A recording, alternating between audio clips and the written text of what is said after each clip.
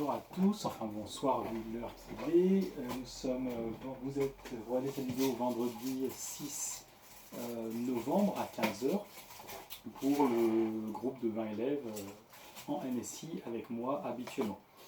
On va attaquer la dernière notion d'introduction à Python avec ce qu'on appelle les fonctions. Et dès la semaine prochaine, donc le 13 novembre, on attaquera un peu de langage C pour pouvoir comparer Python et langage C. Il y aura un projet à faire en deuxième heure, et ce sera le même topo que pour le groupe de lundi.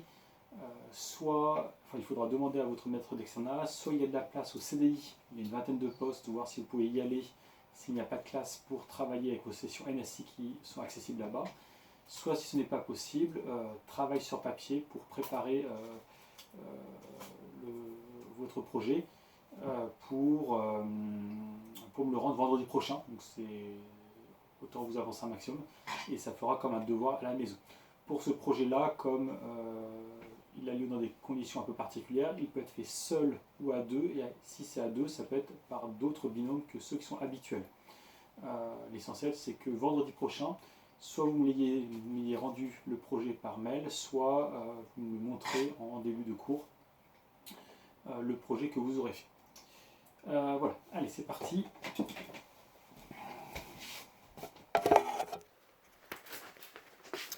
Hop, forcément, mes écrans s'éteignent pour se mettre en veille. Et je vais peut-être éteindre la lampe comme ceci, ce sera peut-être mieux. Et là, je suis sur le chapitre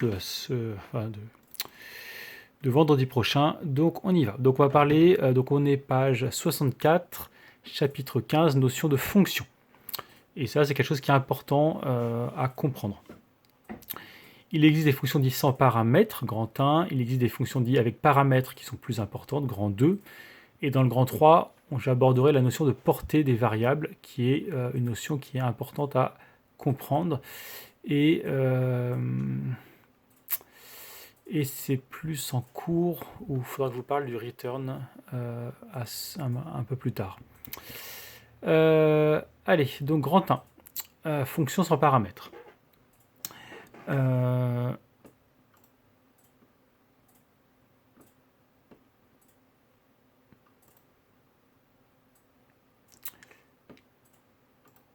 Excusez-moi, j'ai un petit souci sur un autre écran. Donc, on imagine que vous êtes à la SNCF, vous avez un programme qui répète souvent, plusieurs fois la même instruction. Donc là, je prends des prints, par exemple. Le train à destination de Grenoble partira à 8 h, mais après, il y a un print pour sauter une ligne, un print pour tirer un trait, un print pour sauter une ligne, puis le train suivant. Print pour sauter une ligne, d'ailleurs, il y a une petite faute pour le print ici avec un P majuscule. Print pour tirer un trait, print pour sauter une ligne, etc. Je pense que vous avez compris que c'est très redondant et heureusement l'informatique, la programmation informatique a permis de résoudre ce petit souci. Je note juste le petit print que je dois corriger, page 64, pendant que je vous parle. Eh bien, les instructions ci-dessous sont répétées 3 fois. Le saut de ligne, trait, saut de ligne. On le voit ici, une fois, 2 fois, 3 fois, et peut-être des dizaines, des centaines de fois si on continue ainsi. Parce que là, on a fait les trains de 8 h à 9 h avec un train par demi-heure. On peut donc décider de les regrouper pour définir une fonction tirer un trait. Donc, je vous mets la syntaxe générale. On utilise le mot clé def, DEF en minuscule, qui est un mot réservé en Python.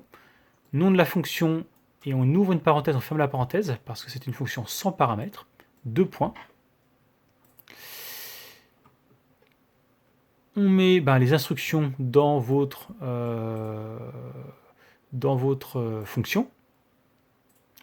Et on peut mettre, et je parlerai de la différence d'un print et d'un return, si j'en parlais même aujourd'hui, c'est très très important.